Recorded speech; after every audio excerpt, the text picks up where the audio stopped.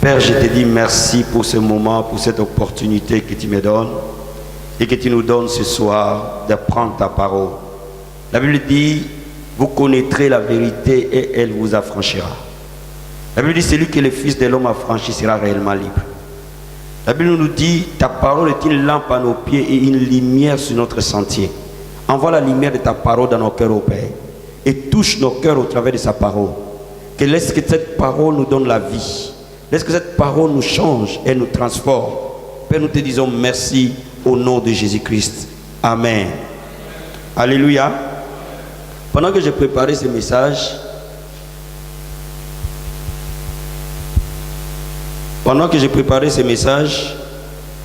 le Seigneur m'a mis à cœur de ne pas seulement parler de la dîme. Amen.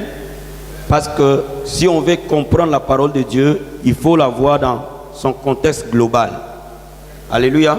On ne peut pas parler que de la dîme sans comprendre à quoi elle correspond et pourquoi Dieu a institué la dîme. Amen. Donc pendant ces 3 jours, nous allons vraiment voir dans la parole de Dieu les principes sur la dîme. Amen. La Bible nous dit en Matthieu chapitre 24, qui est notre texte de base déjà, pour que nous comprenions quel est le plan de Dieu pour nous, Église de Dieu. Matthieu chapitre 24,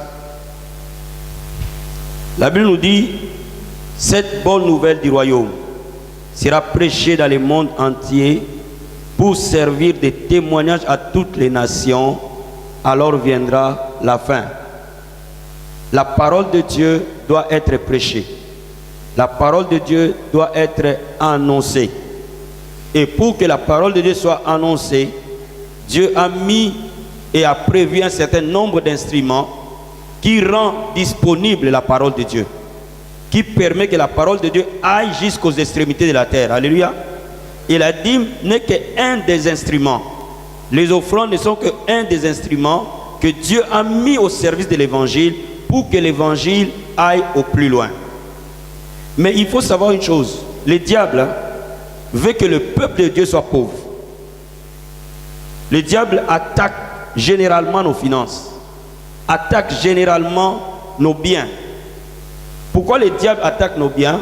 Parce qu'un peuple appauvri ne peut pas être un peuple partenaire dans l'évangélisation.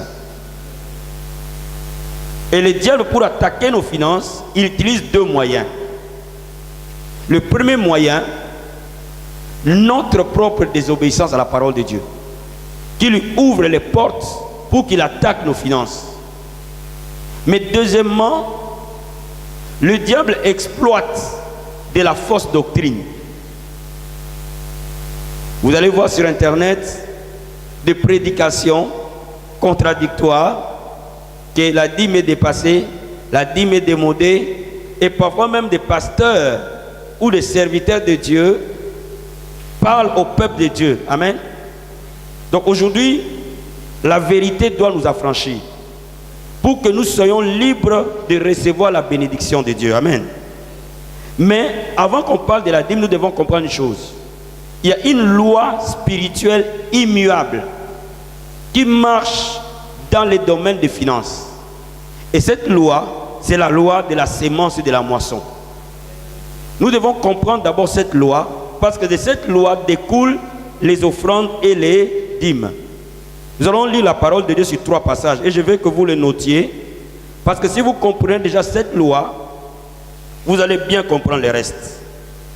Cette loi est dans l'Ancien Testament et dans le Nouveau Testament. Dans Genèse chapitre 8, au verset 22, la Bible nous dit, tant que la terre subsistera, les semailles et la moisson, le froid et la chaleur, l'été et l'hiver, le jour et la nuit ne cesseront point. Tant que le monde existera, il y aura la sémence, il y aura la moisson. C'est une loi spirituelle. Bien aimé, il faut comprendre que les lois spirituelles fonctionnent tout le temps. C'est comme Dieu a établi les choses, que le soleil se lève à l'est et se couche à l'ouest. Il sera stupide pour nous de gêner pour que le soleil se lève à l'ouest pour se coucher à l'est. Pourquoi? Parce que cela est une loi.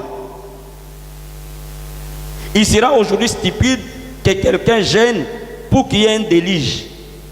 Il n'y aura plus de déluge parce que Dieu a établi l'arc-en-ciel, les signes de cette loi. Bien aimé, il y a des lois qui sont spirituelles. Il y a des lois qui sont physiques. Et la loi de la semence et de la moisson, elle est spirituelle mais aussi physique. Cela veut dire quoi? Cela veut dire celui qui sème nécessairement aura la moisson. Et cette loi est dans l'Ancien Testament, mais elle est encore bien exprimée dans le Nouveau Testament. Je vais prendre dans cette étude beaucoup de passages de Paul. Pourquoi? Parce que beaucoup de serviteurs de Dieu exploitent les passages de Paul pour dire que nous ne pouvons pas donner la dîme. Amen. Donc c'est pour cela que beaucoup de versets dans cette étude seront dans le Nouveau Testament et je m'appuierai beaucoup sur les passages de Paul. Amen. Ouvrons 2 Corinthiens chapitre 9. 2 Corinthiens chapitre 9. On peut lire à partir du verset 6. 2 Corinthiens chapitre 9. À partir du verset 6. 2 Corinthiens 9, 6. Amen. La Bible dit, sachez-les, celui qui sème peu, moissonnera peu. Et celui qui sème abondamment, moissonnera abondamment. Amen. Alléluia. La Bible dit, celui qui sème peu, moissonne peu. Celui qui sème abondamment, moissonne abondamment. Cela veut dire que l'apôtre Paul reprend la loi de la semence et de la moisson. Cela veut dire que celui qui sème et celui qui moissonne. Cette loi s'applique dans tous les domaines de notre vie. Si tu veux avoir la paix, il faut s'aimer la paix. Si tu veux avoir l'onction, il faut s'aimer l'onction. Si tu veux avoir la victoire, il faut s'aimer la victoire. Si tu veux avoir la prospérité, il faut s'aimer la prospérité. Cela revient à dire quoi? Cela revient à dire que notre futur est totalement entre nos mains. Ce qui importe, ce n'est pas la situation financière que toi tu es ou que moi je suis. Ce qui importe, c'est de savoir que je peux changer mon lendemain. Comme un agriculteur, s'il a faim, cela veut dire que l'agriculteur est stupide. Parce que s'il sait qu'il a des maïs, s'il sème des maïs, demain, il y aura plus de maïs. Si tu manques l'argent, si tu sais les semer, demain, tu auras plus d'argent. Si tu veux l'amour, sème l'amour. Si tu veux la joie, sème la joie. Si tu veux la paix, sème la paix. Si tu veux les finances, sème les finances. Parce que cela est une loi spirituelle. Maintenant, la question qui se pose, dans la maison de Dieu, comment cette loi s'applique? Donc, déjà en comprenant ces choses, nous devons savoir une chose. Que Dieu veut que son peuple soit prospère. Dieu veut que toi et moi, nous soyons prospères. Et Dieu nous a appris des choses au travers de sa parole pour que nous soyons prospères. Et la première des choses est que lorsque on sait utiliser la loi de la semence et de la moisson, inévitablement, on sort du manque. Laisse-moi t'expliquer une chose. Si tu veux prospérer, il faut donner. Il n'y a pas de prospérité sans donner. Alléluia. Alléluia. Je veux que ça s'affirme dans nos cœurs. Bien aimé, si tu veux prospérer, il faut donner. Si tu veux vivre dans l'abondance, il faut donner. Et cette loi, elle est essentielle. Pourquoi? Parce que quand je sème, je moissonne demain. Quand je me prive de quelque chose aujourd'hui, demain j'ai plus que ce que je me suis privé. Et on verra comment Dieu utilise cette loi. Mais je te dis, aujourd'hui, il faut que tu comprennes une chose. Que si tu veux sortir de la pauvreté, il faut donner. Et le Seigneur Jésus en a même parlé dans Luc chapitre 6. Dans Luc chapitre 6.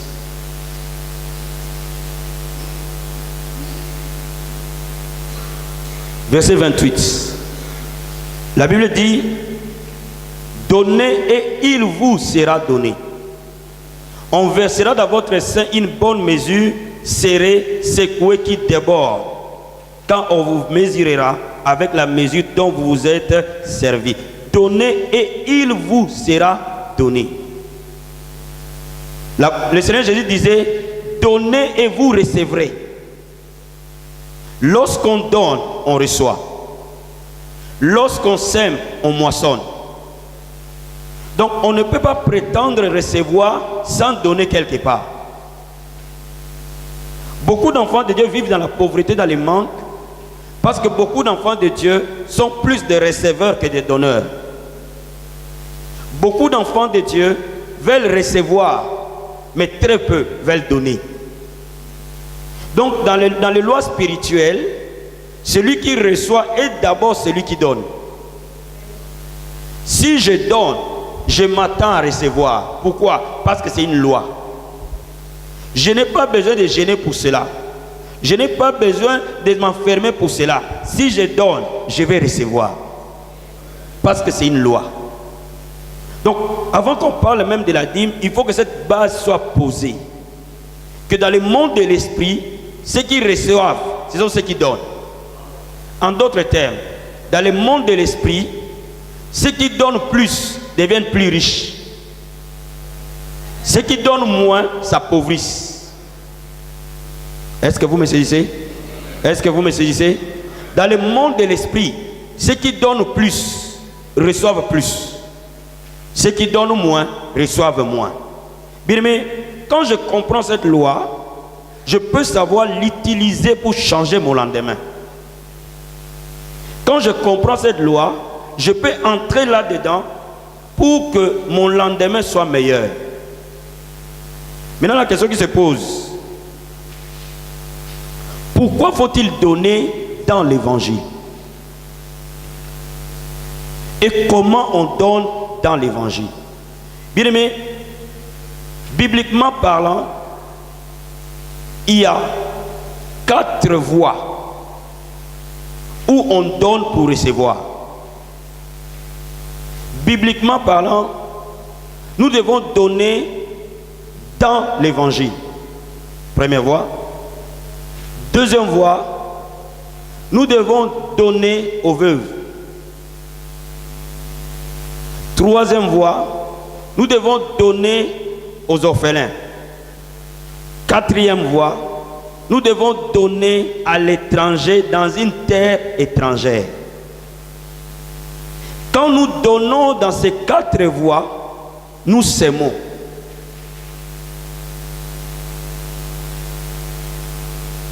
Ce que la Bible appelle sémence, c'est prendre une partie de ce qui t'appartient pour donner au bien de l'évangile, au bien de veuves, au bien des orphelins, au bien des étrangers dans une terre étrangère. Mais parmi les 4 voies par lesquelles nous pouvons donner, la voie par excellence qui garantit la moisson au centuple, c'est donner dans l'évangile. Vous me saisissez ce soir? Vous me saisissez ce soir? Je vais le reprendre. Bien aimé, si tu n'as pas assez pour vivre, il faut que tu donnes. Si tu n'as pas de quoi payer tes factures, il faut que tu donnes. Si tu veux sortir du manque et de la pauvreté, il faut que quelque part tu donnes. Et lorsque on donne à Dieu, on reçoit la moisson. Donc, si on commence seulement à polémiquer sur la dîme sans comprendre la loi qui sous-tend la dîme, il y a un souci. Bien-aimé, laisse-moi te dire une chose. Lorsque on donne à l'évangile, on sème. Lorsqu'on donne aux veuves, on sème. Lorsqu'on donne aux orphelins, on sème. Lorsqu'on donne à l'étranger, dans une terre étrangère, on sème. Mais parmi les 4 voies, la voie par excellence de la moisson, c'est lorsqu'on donne à l'évangile. Je vais te dire une chose. Si tu donnes à l'évangile, c'est l'investissement d'un avenir prospère. Si tu donnes à l'évangile, c'est l'investissement d'un avenir radieux, prospère et béni. Maintenant, dans l'évangile, comment on donne? Quelqu'un avec moi ce soir? Quelqu'un avec moi ce soir? Donc, dans l'évangile, il y a deux cas. Le premier cas, c'est donner pour entretenir la maison, soutenir l'entretien de la maison. Deuxième cas, donner pour soutenir les porteurs de l'évangile ou les serviteurs de Dieu. Et Dieu a déjà prévu qu'est-ce qui est affecté pour entretenir les serviteurs, qu'est-ce qui est affecté pour entretenir la maison.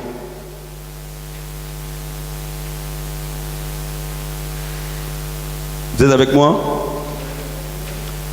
Alléluia. Alléluia. Donc je dis, je sème quand je donne mon argent à l'évangile. Je sers Dieu avec mon argent quand je mets une partie de mon argent à l'expansion de l'évangile. Et quand je le mets à l'expansion de l'évangile, je suis garanti d'être un homme prospère. Maintenant, la question qui se pose, quand je le mets dans l'évangile, il y a deux cas.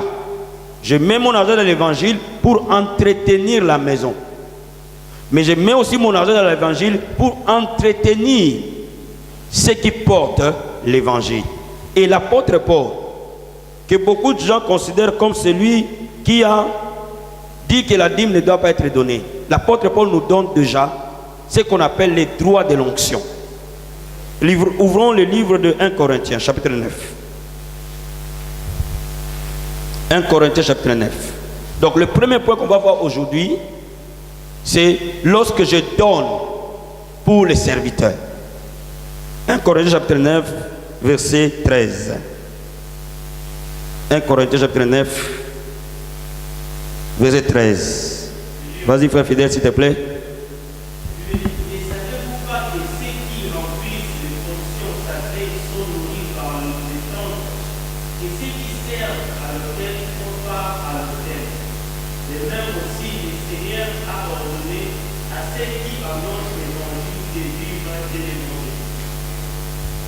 Vas-y plus loin, s'il te plaît. Pour moi, je n'ai utilisé aucun de ces droits et ce n'est pas afin de les réclamer en ma faveur que je dis ainsi. Car j'aimerais mieux me mourir que de me laisser enlever au sujet de gloire. Si j'annonce l'évangile, ce n'est pas pour moi un sujet de gloire. Car la nécessité m'en est imposée et malheur à moi si je n'annonce pas l'évangile. Amen. Qui peut t'arrêter là? La partie qui m'intéresse est d'abord au verset 13.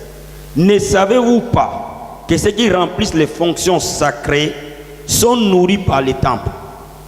Alléluia. Que ceux qui servent à l'autel ont part à l'autel. Verset 14. De même aussi le Seigneur a ordonné à ceux qui annoncent de l'évangile de vivre de l'évangile. Cela veut dire que l'apôtre Paul dit par là que l'église de Dieu doit entretenir les hommes et les femmes qui portent l'évangile. Dans la nouvelle alliance, et il dit, pour moi je n'ai usé d'aucun de ces droits. Cela veut dire que c'est un droit pour celui qui prêche l'évangile de vivre de l'évangile. Un homme qui prêche l'évangile ne commande pas, il est dans ses droits de vivre de l'évangile. Et nous allons voir que l'apôtre Paul s'est inspiré de l'ancienne alliance pour le dire. Donc dans la nouvelle alliance, l'apôtre Paul est en train de dire, celui qui prêche l'évangile a le droit de vivre de l'évangile.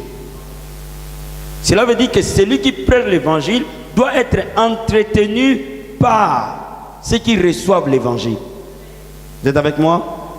Vous êtes avec moi? Pourquoi il est important de les comprendre? Parce qu'aujourd'hui, sur Internet et dans le monde, on considère des pasteurs comme des voleurs. On considère des hommes de Dieu comme des brigands ou des quémandeurs. C'est faux. Parce que le travail qu'ils font est immense. Donc Dieu a déjà prévu que ceux qui donnent leur vie au service de l'évangile soient entretenus par l'évangile. Vous êtes avec moi? Vous êtes avec moi? Quand même dans la vie abondante, nous avons fait comme apôtre Paul. Amen. De ne pas user de ses droits. Alléluia. Mais nous sommes dans notre droit de user de cela. Est-ce que vous me saisissez? Est-ce que vous me saisissez? Cela veut dire qu'il est important pour un pasteur, quand il manque de ton argent, il est dans ses droits. Je vous ai dit, je vais prendre beaucoup de passages de la Nouvelle Alliance pour vous expliquer les choses de la parole de Dieu. Alléluia. Comme ça, les contestataires n'auront pas le droit que de l'accepter. Parce que si on passe dans l'ancienne alliance, on va dire, non, ça c'est la loi. Amen. Ici, l'apôtre Paul dit, ceux qui vivent de l'évangile, ceux qui travaillent dans l'évangile, vivent de l'évangile. Mais pour que nous comprenions cela, ouvrons le livre de Nombres. On va laisser parler la parole de Dieu aujourd'hui. Alléluia. Ouvrons le livre de Nombres. Nombres chapitre 18. Que chacun ait sa Bible, s'il vous plaît. Alléluia. Chacun a sa Bible. Nous sommes à l'école de Dieu. Amen. Nombres chapitre 18. Tu peux prendre le verset 21 à 24, s'il te plaît. Oui, frère fidèle, vas-y. Je donne comme possession aux fils de Lévi tout vivre en Israël pour les services du peuple, les services de la tente de l'assignation. Les enfants d'Israël n'approcheront plus de la tente d'assignation de faire les échanges d'un péché et qu'ils meurent. Les Lévites feront le service de la tente d'assignation et ils resteront chargés de l'air de l'équité.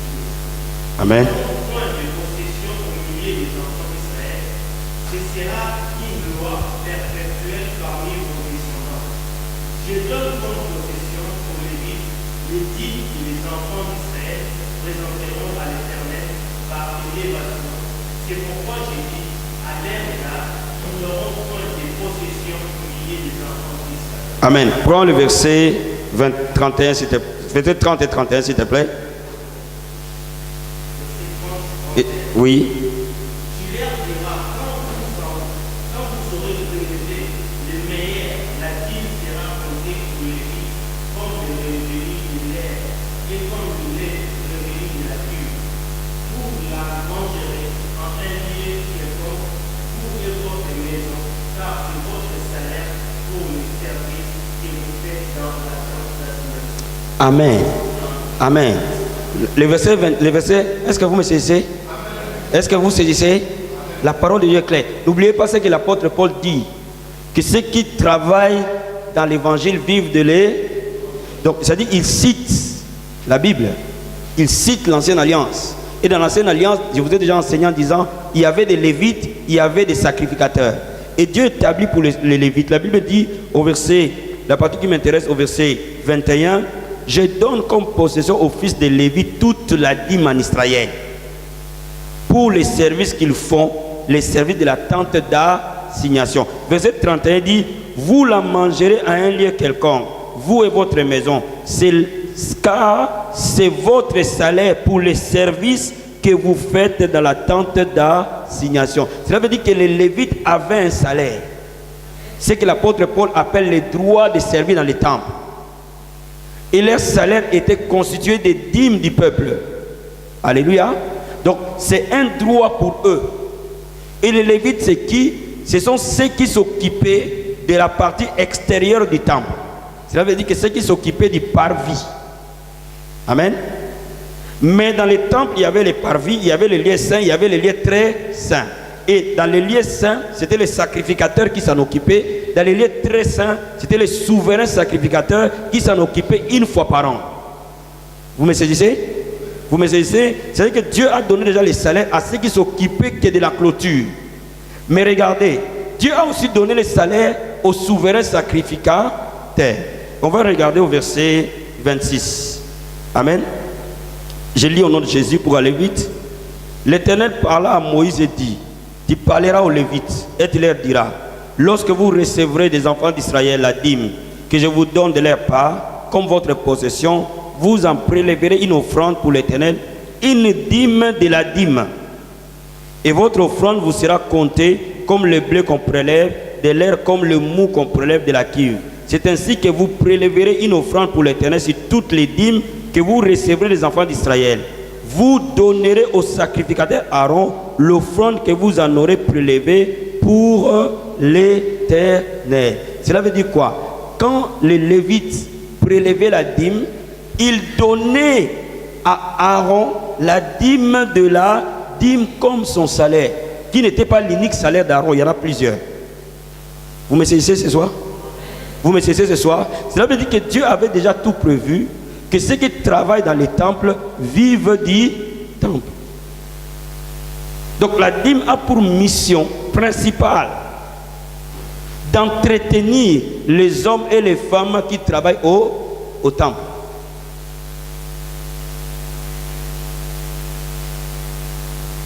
Vous êtes avec moi? Vous êtes avec moi? Voilà pourquoi la première raison pour dire aux gens qui disent que la dîme elle est finie, comprenez toute la parole de Dieu. Ne prenez pas juste un verset hors de son contexte, comprenez toute la parole de Dieu. Parce que l'apôtre Paul est en train de parler des droits de l'onction. Et les droits de l'onction, c'est les droits qui étaient sur tout celui qui avait reçu l'onction. Et ces droits étaient qui devaient vivre de l'évangile, qui devaient vivre du temple. Cela veut dire que les souverains sacrificateurs devaient vivre du temple. Les sacrificateurs devaient vivre du temple. Les Lévites devaient vivre du temple. Mais aujourd'hui, les souverains sacrificateurs, c'est qui? C'est l'apôtre qui bâtit. Les sacrificateurs, c'est qui? Ce sont les pasteurs, les prophètes, les docteurs et les évangélistes. Et les Lévites, c'est qui? Ce sont des diacres dans l'église de Dieu. Donc on dit que tous ceux qui servent pour l'expansion de l'œuvre sont d'une manière ou d'une autre, l'œuvre doit les entretenir. Et c'est pour cela que Dieu a institué la dîme. On va ouvrir encore Malachie qu'on avait lu la dernière fois. Amen. Vous êtes avec moi? Est-ce que vous comprenez ce soir? Est-ce que les choses sont claires? Malachie chapitre 3. Oh, j'aime la parole de Dieu, bien-aimé. La Bible dit: vous connaîtrez la vérité et la vérité vous affranchira. Vous savez, quand vous êtes ignorant de la parole de Dieu, vous êtes victime. Vous êtes victime, pourquoi? Parce que le diable peut vous exploiter, peut vous donner juste un verset. De toute façon, le diable, en venant voir Jésus, il lui a cité un verset, mais qui était en dehors de son contexte. Malachie chapitre 3. Regardez encore ce que la Bible nous dit. Verset 10. Apportez à la maison du trésor toutes les dîmes, afin qu'il y ait de la nourriture dans ma maison. Mettez-moi de la sorte à l'épreuve, dit l'Éternel des armées. Et vous verrez si je n'ouvre pas pour vous les églises des cieux, si je ne réponds pas sur vous la bénédiction en abondance. Amen. Regardez. Je vous l'ai déjà enseigné la dernière fois. La Bible dit: apportez à la maison du trésor les dîmes. Quelles les dîmes? Pourquoi? Afin qu'il y ait de la nourriture dans la maison. Cela veut dire que la dîme et les offrandes n'ont pas le même rôle. La dîme est pour qu'il y ait de la nourriture. Et la nourriture est là pour qu'elle soit mangée. Alléluia. Et j'ouvrirai les écluses des cieux, je répandrai la bénédiction. Oh, la Bible dit que c'est la bénédiction de l'Éternel qui enrichit, ne fait sur d'aucun chagrin. Cela veut dire quoi? Quand je donne ma dîme dans l'obéissance à la parole de Dieu et par la foi, je me connecte à la providence de Dieu. Pourquoi? Parce que je deviens partenaire avec Dieu pour l'expansion de l'évangile.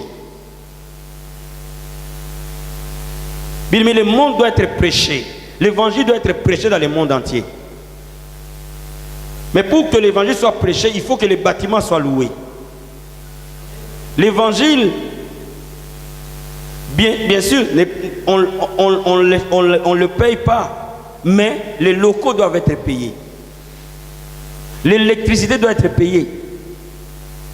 Alléluia.